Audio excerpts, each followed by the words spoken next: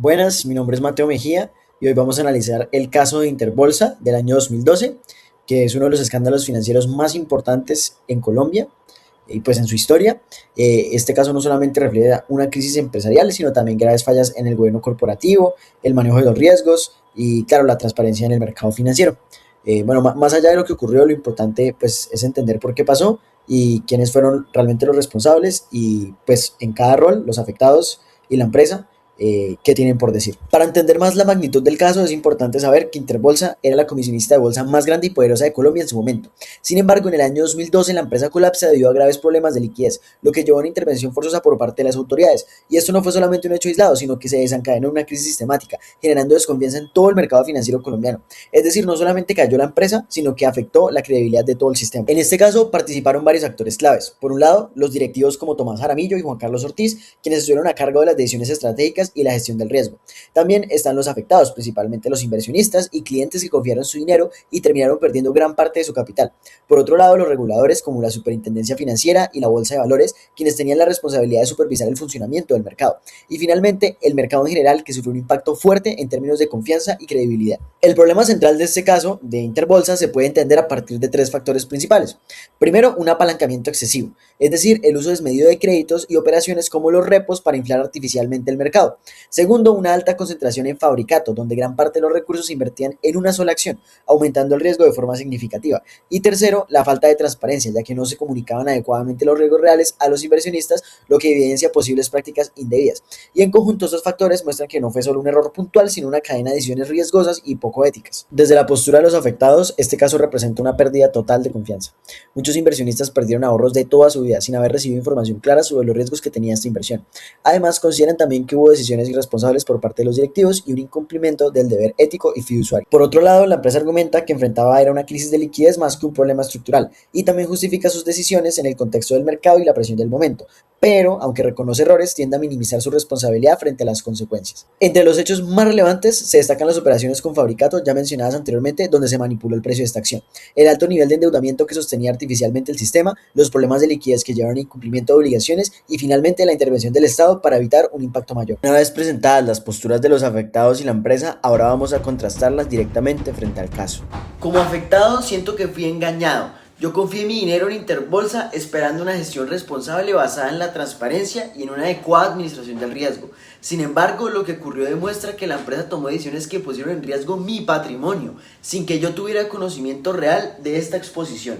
Entiendo tu inconformidad, pero desde la posición de la empresa es importante aclarar que la situación no fue producto de una única decisión.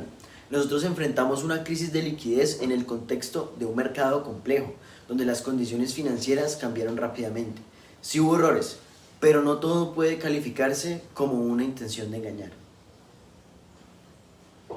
No lo veo así. Cuando una empresa maneja recursos de terceros, tiene una responsabilidad superior. Ustedes realizaron operaciones altamente riesgosas, con un nivel de apalancamiento excesivo y concentrando inversiones en activos como Fabricato. Eso no es simplemente un error, es una gestión irresponsable del riesgo. Acepto que hubo una alta exposición del riesgo y una concentración que no fue adecuada. Sin embargo, esas decisiones también estaban orientadas a generar la rentabilidad en un entorno competitivo. Y en los mercados financieros siempre existe el riesgo y muchas decisiones se toman bajo esa incertidumbre. Pero el problema no es que exista riesgo, el problema es cómo se gestiona ese riesgo. Yo nunca fui informado de que mi dinero estaba expuesto a ese nivel de riesgo. Ahí es donde está la falla de la transparencia de la empresa. No se trata solamente de perder dinero, se trata de que las decisiones se tomaron sin la debida información hacia los inversionistas. Es válido ese punto, la transparencia es fundamental y en este caso no fue suficiente.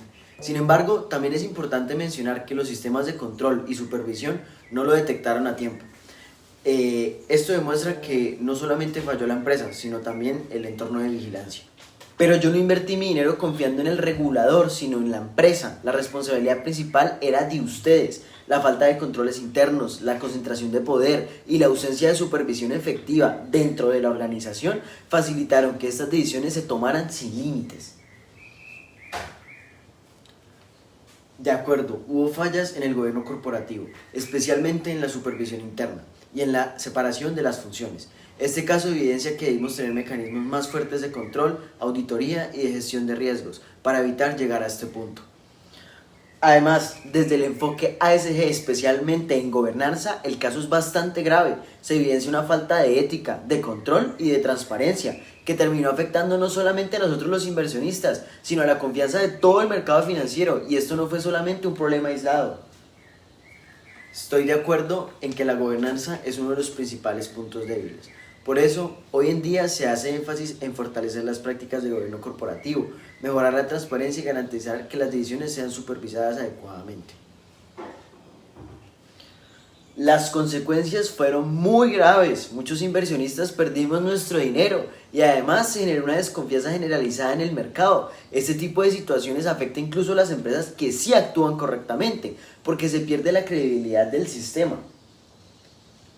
Sí, el impacto fue amplio.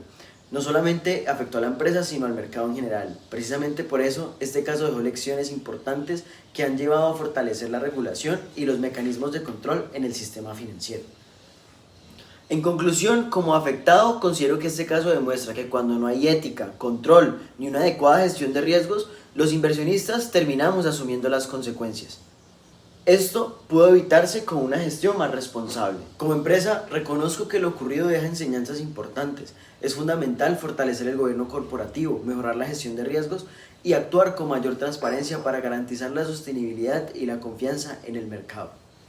Desde el gobierno corporativo, el caso evidencia fallas graves. Hubo falta de supervisión por parte de la junta directiva, una alta concentración de poder en pocos directivos y debilidades en el control interno, junto con conflictos de interés. Todo esto permitió que el riesgo creciera sin control.